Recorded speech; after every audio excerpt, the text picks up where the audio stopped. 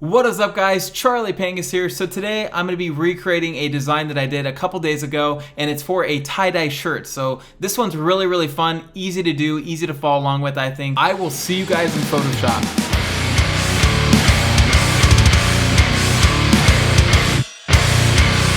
So today I'm going to be recreating this skater dye design, and this one's really simple and for a good reason. I'm going to be putting this on a tie-dye shirt, so keeping that in mind, I know that I just want it to be one color because one color designs look really good on tie-dye shirts. Anyway, we're going to be recreating this design pretty quick. I'm going to be going over the steps fairly quick, so if you get lost, don't worry, just pause the video and keep watching it, and I promise you will get it down with practice. So we're going to start with the circles, the inside and outside circles, and then start laying down some text. Really easy stuff, guys. So without further ado, let's go ahead and stop talking and get to it.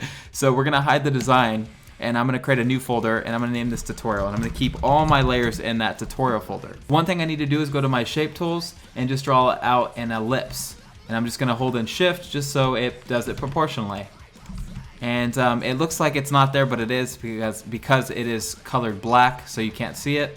So I'm going to add an inside stroke of white real quick, and it's going to be a 60 stroke. We can even do less than that if we really wanted to, but 60 seems to be a good number, and I like my lines pretty thick. So I'm just going to resize it again just to put it where I want it to go. It can probably be a little bit bigger than that. And I'm just going to Control J this to duplicate it, and I'm going to transform it again and drag that one down. So we're going to have two. We're going to have an inside stroke and an outside stroke. Really awesome. So now we have our outside stroke, our inside stroke, and that is great. So next thing I want to do is lay out my text on the top and bottom just so I can see where my middle text will have to lay to look normal. So I'm just going to duplicate my inside stroke, and we can relabel these so we know. Inside stroke, and we can name this one outside stroke, just so I know what things are. And I'm just going to duplicate the inside stroke, and this is just going to act as a work path. So I can hide that stroke, and I can also recolor it just to make sure I know where it is. So it kind of helps it stand out more. So this is going to be our work path, and this is where our text is going to go around. So I'm going to go to my T-tool real quick, create a work path, and do skater dye. I'm going to do all caps in this though. And we need to resize it. And the font that I'm using is called XO2. You can find this for free online. Really cool font. But anyway, so I need to recenter this. So I'm going to go to my path selection tool here, and I'm just going to recenter it by dragging that dot that you saw here to the middle, and that is it. So we can hide this inside stroke copy real quick, which is our work path now. We've made that our work path, and I'm just going to change the line height of this and also the size. I don't want it to be too big. 95 seems to be alright, and I'm just going to basically change that line height so it looks centered in between these two circles. And one trick that I use to make that look more centered is I'll take this work path and I'll basically resize it and make it kind of fit the bottom of this text, just so I know where to put the bottom text. See? So now that that's there, all I have to do is line up the bottom text to make it match, and it's going to be perfectly centered in between the two lines like we want it. So duplicate the skater dye, and we're going to change this to California. All caps. I think I might have misspelled that because I couldn't see what I was doing. California, yeah, I misspelled that, but it's okay, I'll change it later. So I'm going to hide skater dye real quick, and I'm going to also hide inside stroke because I don't need it right now. And I'm just going to go to the path selection tool, and by selecting the top point, we can drag down. By dragging that down, we're just taking that font that was on the top and forcing it on the bottom work path here, and then we can change the line height. And then I'm going to unhide the inside stroke copy real quick because I want to be able to see where this needs to sit, just so we can copy the top's position, the top font's position. So that's it. Now they're both on that line, touching that line, and that is great, so that we can hide that now. And I'm going to change the letter spacing too on the bottom California text, just because it's way too spaced out. But first I'm going to actually spell it right. So California, and I'm going to change the letter spacing because it's way too far apart. And skater dye can actually be changed a little bit too. I'm going to do like -20. Just so it's nice and condensed. And then we can change that later on, but for now I'm just going to leave it, and we're going to go ahead and add our center text because we need to start figuring out where we're going to position that. So go to your T-tool, type out whatever you want. I'm going to type out vessel. So I typed out vessel, so I need to go to my cursive font. So the font that I use for this is called Wisdom. And it's a really awesome font. You can find it free online. We don't need letter spacing on this, so I'm going to change the letter spacing. And I'm just going to resize it real quick. Another thing that I did when I was positioning this is I added a stroke so I can see where the stroke's going to sit. So let me explain. Let me actually show you first and then I'll explain. So I'm going to keep it at 60 just because our stroke on the outside is at 60, and I'm going to make that an outside stroke. So this is a 60 stroke right here, so I'm going to make the outer stroke 60 as well. That's why I made it 60, just so everything's pretty consistent across the board. So now I can start repositioning this to where I want it. So I'm going to drag the V down so it's kind of almost hugging the C here, and then I'm going to do Control T and add a skew. So by adding a skew, I can basically take this and I can edit it how I want it. See, I can drag it up, I could drag it down, and I'm just going to go about right there. That is fine. Just like that. And one thing I noticed is I can easily make my font bigger on top, but the first thing I'm going to do is I'm just going to resize this just a little bit more because I noticed that the E was kind of cutting into the white stroke here, so I want to avoid that. That's what I'm looking for, anything that looks too awkward, and that's actually looking really good, so that can stay. Just recenter it real quick, make sure it's centered. So because we laid this text out first, now that I laid the vessel text out after, now I can kind of see what I need to do with it. That's exactly why I did that. So you can go in any order, but that's the reason why I did that. So now that we have that text on the top and bottom, now we can start resizing it and adjusting it to our liking. So we can take the letter spacing off because it was kind of a lot, and we can kind of change it. So -40 will work for this, and we could resize it as well instead of adding letter spacing, but I don't want to do that. I just want to add the letter spacing for this. So we're not going to make it bigger, just add less letter spacing. So I'm doing -40 letter spacing on this. That's looking good. California has way too much letter spacing, so we're going to also change that just because it was way too much. So I'm going to do like -40 on this as well. And I'm also going to change the path on this because right now it's hugging the V way too much. So I'm going to go to my path selection tool and just adjust that point, just so it can sit better down there. And it's okay if it's not centered for this because that's what I'm going for. So I'm just going to make sure it's aligned enough. Before I had way too much spacing on this side, so I'm fixing that now. So that's looking good.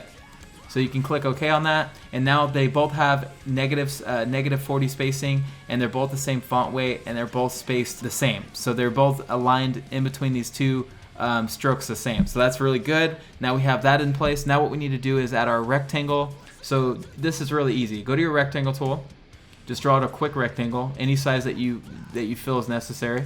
So I'm just going to copy the stroke that was on my outside and inside stroke, which is 60. So I've copied the same stroke over to the rectangle that I just drew out, and that's it. And then we're going to change the fill to 0 because we don't need that. And I'm just going to position it real quick where it needs to be. And that's looking good right there. So once you made those adjustments just like I did, then you're good. You just kind of have to position it now to fit with this bottom line here, just like I have it. And we're going to add a layer mask and get rid of the things that we don't need because what I did is I kept the bottom connected, but I deleted the top, and I even made it look like it had an inside stroke here to make this rectangle look like it's kind of go behind it. So convert it to a smart object. Once you do that, then we're going to add a layer mask. So by adding a layer mask, now I can go to my brush, make sure it's a hard brush, which it is. And I'm going to make sure it's black. Black is selected as my foreground color because that's how you delete things with layer mask. And we're just going to delete this. Just like that. And don't worry about the bottom not connecting completely. We can reposition it and make that work. So I'm just going to kind of delete it just like this. And there's a better way to do this, but for the sake of this video, I didn't have a lot of time to explain everything. But I'm just going to go ahead and use the layer mask to delete it and make it look like it has that underlaying effect, just like that. So that's fine for now. And we're just going to reposition it so the bottom is kind of looking like it belongs there now. You can see this little imperfection here, so that's okay. What we can do to fix that is we can just basically edit it a little bit to fix that. So we're going to go ahead and duplicate the inside stroke once. So we have this inside stroke. Let me hide it so you can see what it is. See? So once I hide it, you can see that it goes away. I'm going to unhide it now. So I converted it to a smart object because I already know that it's 60 weight. The stroke's 60, and that's all we need, and we have a backup, so that's fine. So I duplicated it, and we're just going to draw a line right here.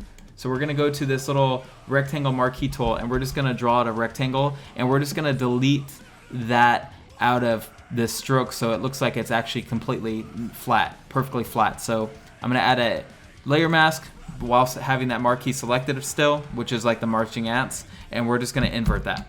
And as you can see, it created a flat surface, and that's all I wanted to do for that. To get rid of this guy right here, this little nasty looking guy right here that doesn't need to be there, all I want to do is add a new layer and just paint some black over it, because I'm going to end up getting rid of all the black anyway, so it does not matter. If you can get a little sloppy like that. And then I'm going to type out 1991 real quick, because we had that in this little box that we created, and we need to change it to our font that we used originally for the top and bottom text, which is XO2 black. And I'm just going to put that into place, kind of resize it, reposition it to my liking, at least make it look decent as far as the top and bottom positions go. You want to make it look centered, and that's actually really nice right there. So that is it. So that's it for this design. You guys can add your own textures to it, do whatever you want to it, or just don't add texture at all. Completely up to you, but that's how you recreate this really simple tie-dye type design. Now what we can do is throw it on our mock. So let me go ahead and grab my mock real quick and show you how it's done. Alright guys, so I have my mock up. Now I'm just gonna get my design ready to put on that mock. So I'm gonna select my entire canvas, do copy merged, and then Control V to paste it, hide everything else. And then I'm just going to select all the black out of my design and delete it. It didn't select all of it because contiguous is checked, so uncheck it. Do that again, delete it, and there you go. Now you have white, and I'm just going to go ahead and convert that to a smart object. So that's cool. All the black's deleted. Now all I have to do is drag it onto my mock shop folder here, or my document here, and then resize that. So I'm just resizing it to make it look like it belongs here. I can resize it to any size I want. I kind of like how it's sitting within this gray area here. It kind of matches the circle perfect, so that's cool. I'm just going to select my mock too to make sure it's centered. So all I have to do is do Control and then hover over the art mask and then just make sure that's centered. That's a really quick little way in case you guys want to do that on your mocks that you have. But that's it really. And then I can even change the opacity just to make sure it actually belongs there a little bit more. I usually go like 95 on this just to give it a faint opacity change. It makes it blend into the shirt a little bit better. That is it guys for this design. I hope you enjoyed it. I was a little off my game today, not gonna lie. I've been struggling because I'm moving back to California soon and I've been trying to get everything going and I'm just really stressed out about it. So I'm gonna try to get these videos out as quick as possible for you guys. I'm trying to do at least 3 videos per week. I think I've been hitting my mark on average, but I might be slowing down soon, so don't worry guys, I'm not going anywhere. I'm gonna keep doing these videos for you as long as you guys are watching them. But that's it for this video guys. If you liked it, of course, hit that thumbs up button, subscribe if you haven't already, and just to let you guys know, if everybody that watches these videos shared this video at least once on their Facebook, Instagram, whatever, wherever, I would get so many more views and more exposure. So you guys can really help me out a lot just by sharing this video, and it would mean the world to me. You don't have to, of course, but it would mean the world to me. I will catch you guys on the next video. Thanks for watching.